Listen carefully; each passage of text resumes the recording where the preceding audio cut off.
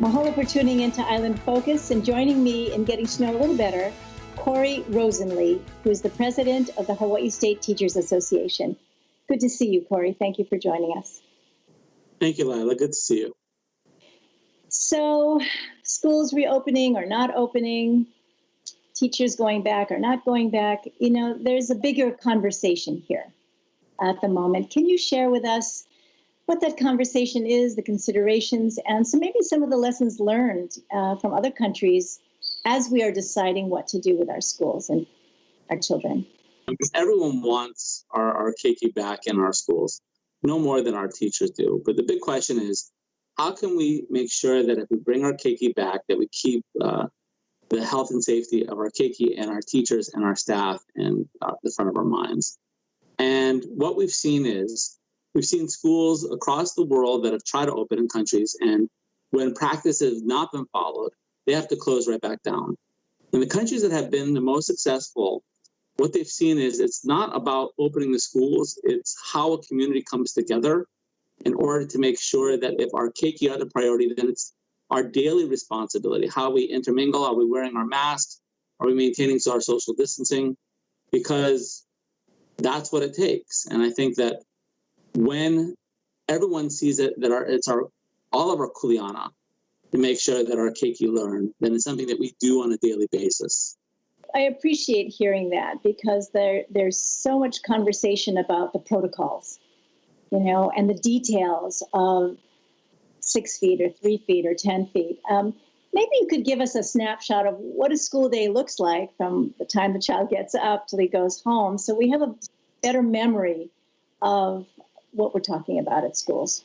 One of the things that Dr. Park has been arguing for, our state's epidemiologist, is that there's this idea of an Ohana bubble.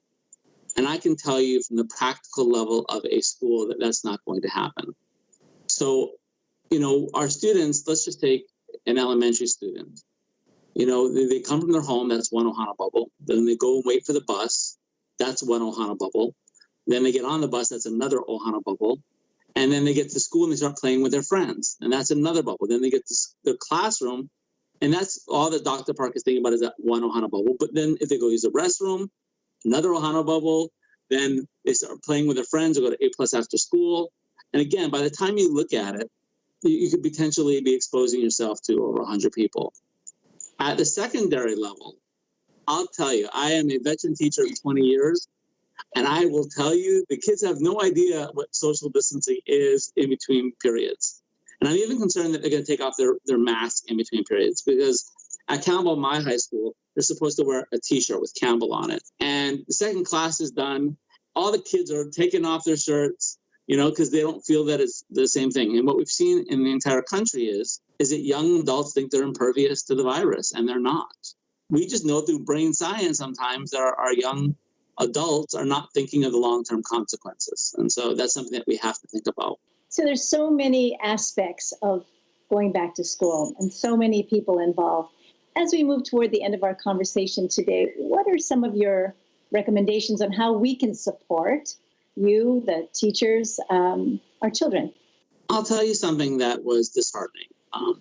When Dr. Bruce Anderson was asked about the risk of opening our schools, he said there's low risk for kids, but that doesn't take into mind our teachers. And I'll tell you that as teachers, that was painful.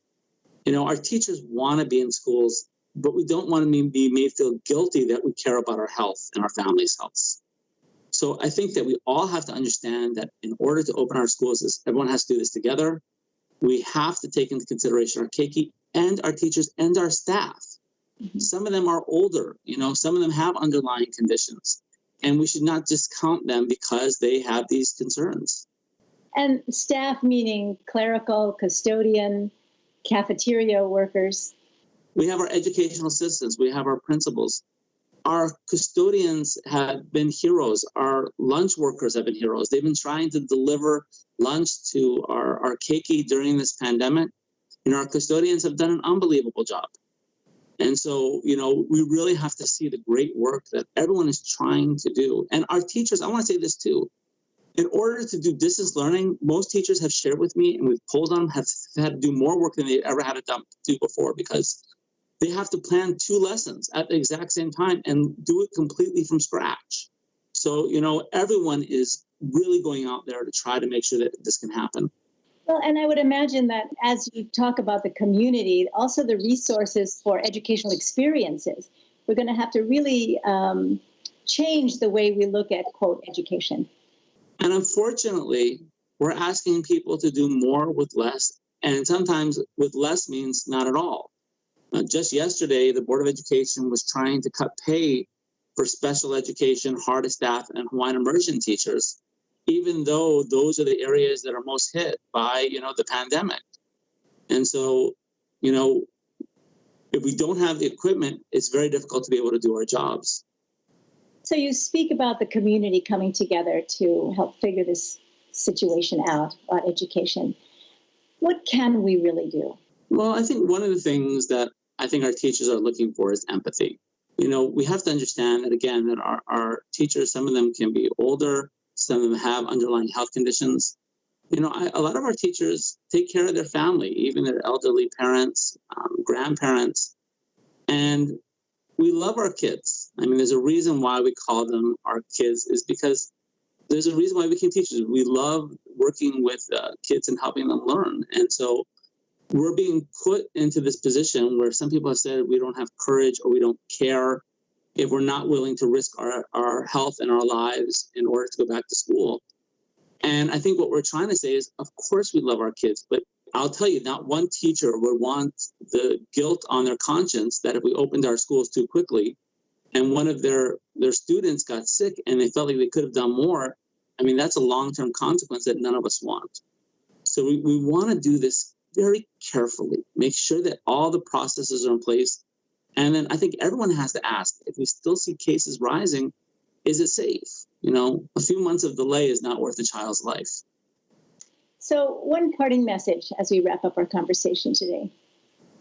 I want to say to everyone that I think through this pandemic, we've realized how important our schools are, important our teachers are. And I wish that it wouldn't take a pandemic for us to realize this. And I think it's something that we've got to think about even when this pandemic is over, is how do we make sure we support our schools to make sure we can give our keiki the best education possible.